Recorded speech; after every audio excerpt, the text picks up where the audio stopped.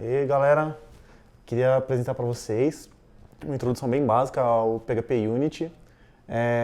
Diferentemente de outros tutoriais, coisas pessoal falando de testes em PHP, eu não estou abordando o TDD, simplesmente porque eu lembro que quando eu comecei a escrever teste, a dificuldade, você já tinha dificuldade de saber o que era o teste, o que era escrever um teste, aí o cara fala, putz, você tem que escrever o teste primeiro.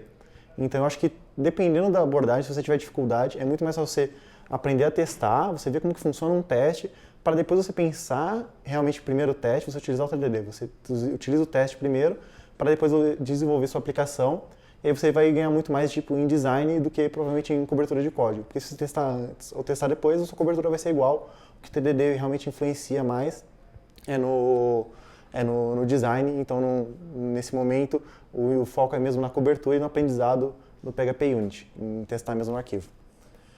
Tá, então para instalar o PHP Unity, sendo bem simples, você manda um composer require PHP Unity. Você passa essa flag "-dev", que é para ele instalar somente no ambiente de desenvolvimento. Então quando você manda para a produção, no seu build, ele não vai instalar o PHP Unity porque não faz o menor sentido você ter o seu programa de testes lá na sua lib de testes em produção. E aí aqui uma dica, ele vai instalar o PHP 5.7, se você estiver usando o PHP Unity 5.7, se você estiver usando o PHP 5.6 ou 7.0, se você estiver em versões anteriores a essa, ele vai instalar 4.8. Por exemplo, se tiver com 5.4, 5.5, ele vai instalar a versão 4.8, que é a versão que eu estou utilizando aqui nessa apresentação, por ser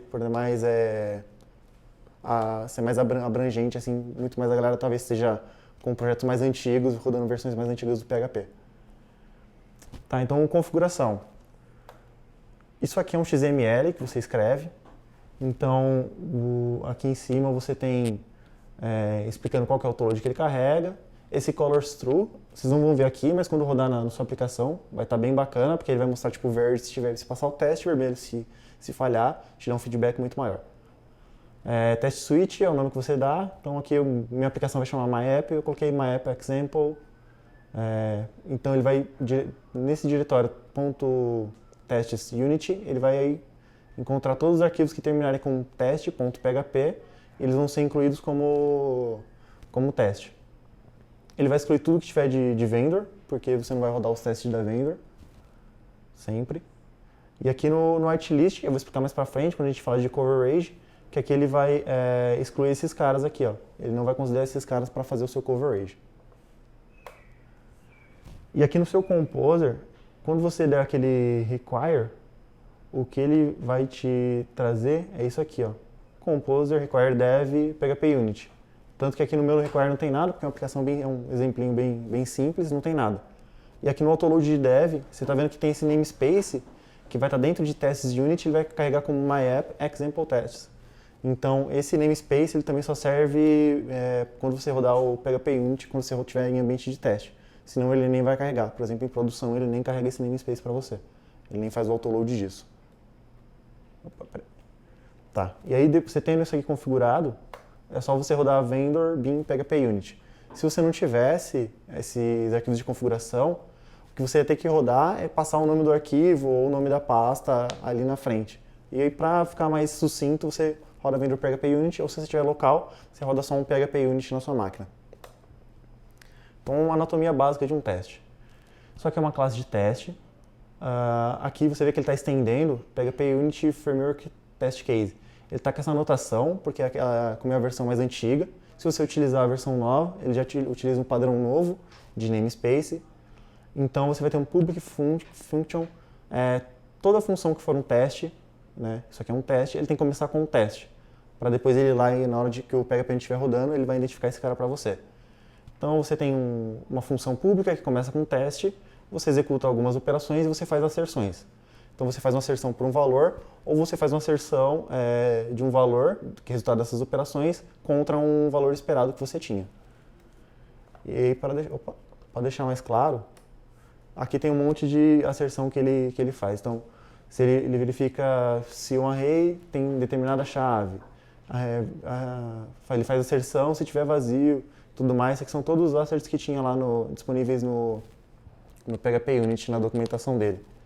Mas aí você vai utilizar de acordo com a sua necessidade. Então, beleza. One-on-one. O caso é o seguinte, a gente tem essa aplicação, que é muito complexa, né? Que é uma aplicação que faz cálculo. Ele soma 1 com 2 e retorna para você. Ele utiliza aqui, ó, esse calculation, que é essa classe bem simples aqui. Você chama um sum, e o A com B, ele retorna A com B. Então, beleza. No caso, lá, o que ele vai dar o output pra gente é o resultado da nossa soma é 3. Legal. Isso aqui é um teste básico para esse cara. Então, a gente tem aqui, ó, o calculator test, que você vê que é Opa, tá errado aqui, devia ser calculation test, não calculator test, mas por convenção. Então, começa com teste soma valores. Tem a asserção aqui, eu já escrevi a asserção. Um passo bacana é você escrever o teste para ele falhar. Mesmo que você não esteja aplicando TDD, você já sabe que aqui você quer que essa soma seja igual a 3, que é o resultado que a gente tem lá. É quando você roda lá o vendor bin PHP Unit, ele falhou o teste aqui para você, ó, tá vendo? Um teste, uma asserção, uma falha. Que ele falou aqui que falhou ao fazer a asserção de que null, null combinou com o esperado que era 3. Então, na verdade, não foi 3, ele retornou um null, porque nessa variável aqui a gente não declarou, não fez nada com ela. Então, vamos corrigir nosso teste. A gente dá um use aqui no calculator. Calculator, isso mesmo. Então, você instancia o objeto e você soma 1 com 2 jogando na variável. Quando a gente rodar o nosso teste, beleza, passou, a gente já tem aí nosso primeiro teste funcionando bonitinho. Legal. Mas e se o cara vai lá na sua classe de teste e faz isso aqui? Porque a gente só testou o 3. Eu estou retornando um 3 aqui. Beleza. Opa. O nosso teste continua passando. Na verdade, sei lá, se eu somar depois qualquer outra coisa, vai falhar, né? Então, ou seja, a cobertura não está valendo de nada. Então aqui, o nosso teste, o que a gente vai adicionar? A gente adiciona um outro teste somando 2 com 2. Somando 2 com 2, a gente quer que seja 4 a nossa soma. Ele falhou porque ele retornou 3, que a gente tinha deixado fixo lá. Então, um teste, aquele que tinha passado, porque era 3, o outro não, o outro falhou. Então, a gente continuando, a gente retorna a nossa classe lá e vamos corrigir isso. Ok, passou. Então, agora a gente realmente tem aí 2 casos de teste que isso funciona.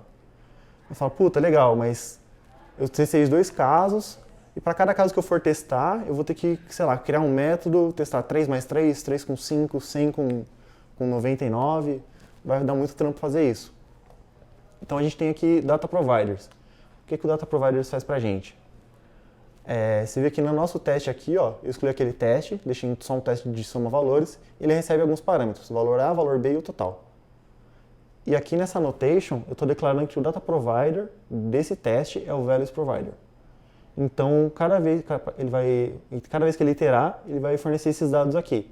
Então, esse dado aqui na posição 1 é o value A, o dado 2 é o value B e o 3 é o total. E aí depois a gente substitui aqui somando A mais B e o total e a soma. Então, quando a gente roda isso, a gente tem aqui, ó, 4 testes, que são dos 4 casos que a gente tem aqui, ó, 1, 2, 3, 4 itens. E a gente tem uma cobertura muito mais bacana, você pode tornar seus testes mais dinâmicos sem escrever tanto. Você escreve só o provider e repete ali, deixa ele dinâmico. Vamos falar um pouquinho então de mocks. Porque ali a gente testou simplesmente com dados primitivos, né? Se a nossa classe, na verdade, é isso aqui, ela não soma dados primitivos, ela soma, sei lá, o saldo de 2 contas bancárias. Então ele está somando aqui essa conta aqui dessas classes, deixa eu explicar para vocês, que é bem simplesinha, só por exemplo. O primeiro parâmetro é o Customer ID, o segundo o Balance e o terceiro é o Type. Então, digamos que são o mesmo cliente tem 2 contas com saldos diferentes com o mesmo tipo de conta aqui. Então a soma deveria retornar bacaninha pra gente. Beleza, a função mudaram. E ok, o resultado da soma é 1, 2, 2, 1. Ok, provavelmente você escreveu esse teste, alguém mudou a implementação e não rodou os testes por algum motivo. E quando você vai rodar os testes, os seus testes falharam, porque mudou totalmente a implementação. Você fala, beleza, vou escrever os testes de novo para a gente continuar tendo cobertura desse cara aqui.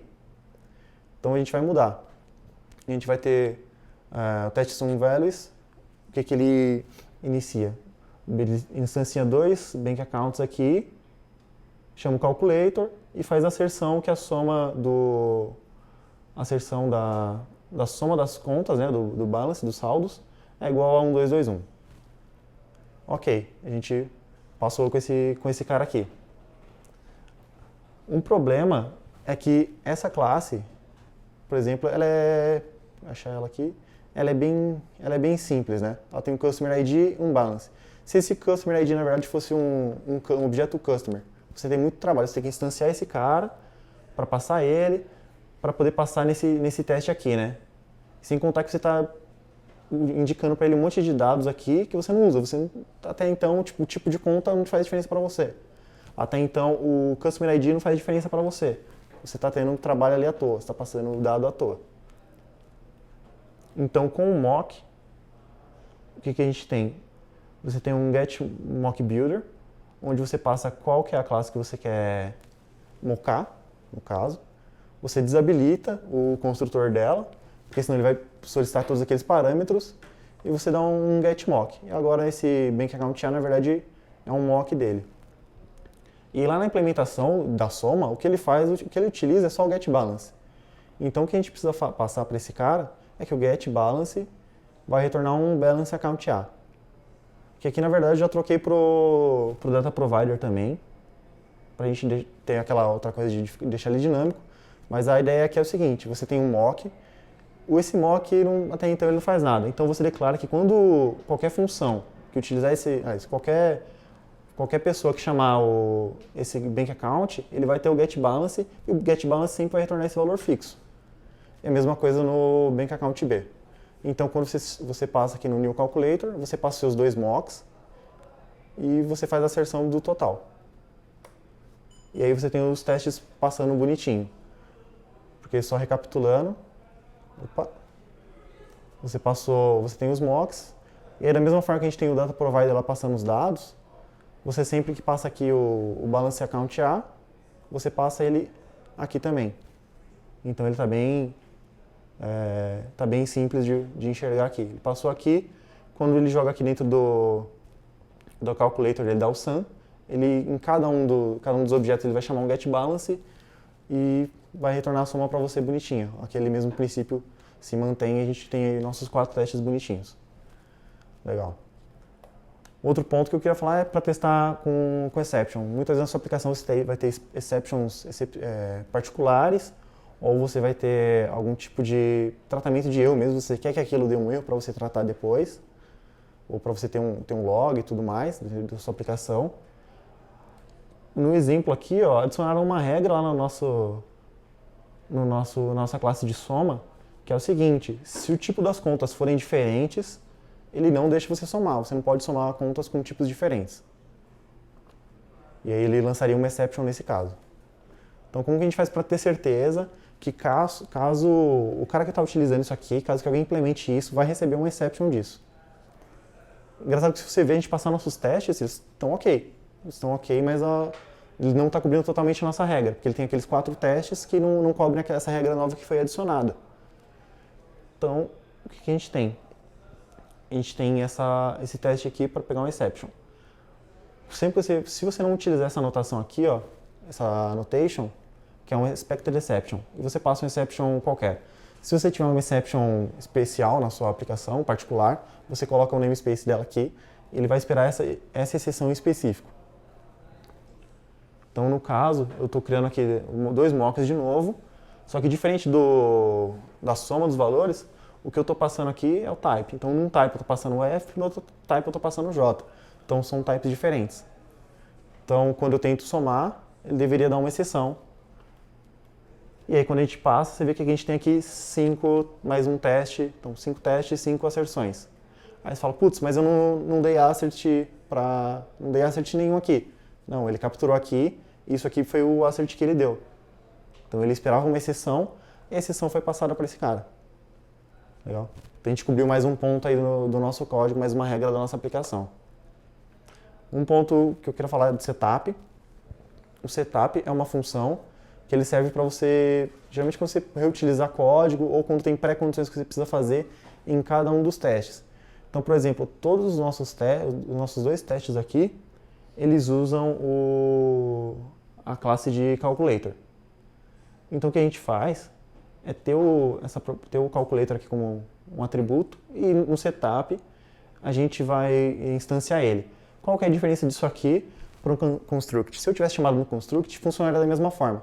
A diferença é que o setup ele vai rodar uma vez para cada teste. Se eu utilizar no construct, eu teria instanciado uma vez só e os dois testes usariam o mesmo cara. No caso, ele está utilizando instâncias diferentes, porque ele instanciou uma vez, rodou, vai instanciar outra vez e vai rodar de novo. Isso vai depender muito se você for utilizar, se o dado for variar, se for abrir conexões diferentes, for algum teste já de integração, que a gente vai falar mais para frente, em outro vídeo. Mas nesse caso, para você, a mais utilização dele aqui é para você reutilizar código. Então você instanciou uma vez só o calculator, e aí você vai chamar ele com thisCalculator aqui, ele vai estar sempre disponível para a gente. Aqui veio um erro de código, mas está no GitHub, tá bonitinho. Tá. E aí ele continua funcionando da mesma forma, 5 testes, 5 asserções. Legal, a gente criou vários testes para nossa aplicação, mas quão coberta a nossa aplicação está, né? Quão eficientes são esses testes. Então, para isso a gente tem o coverage. Coverage, isso aqui é uma forma bem simples de rodar ele, com o vendor bin, PHP Unit coverage test. Você der um "-h" ali no PHP Unit, ele tem outras formas para você. Ele vai te exportar com Clover, vai te exportar com HTML, que você pode navegar em formas mais intuitivas. Aqui eu coloquei o exemplo de coverage test para ficar mais simples para a apresentação. Então a gente rodou aqui o coverage test, ele vai rodar os testes, e ele vai mostrar aqui para você, ó, coverage report.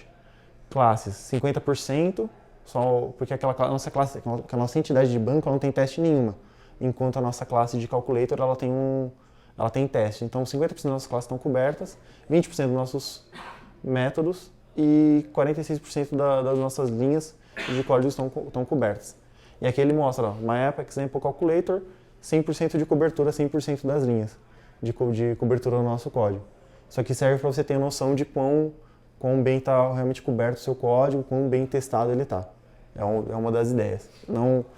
Um código 100% coberto, não necessariamente você tem toda a segurança nele, mas é um bom indicador. E aqui são os outros tipos que eu falei de coverage que você pode gerar. E é isso, a apresentação e o código corrigido vai estar disponível no GitHub. Muito obrigado.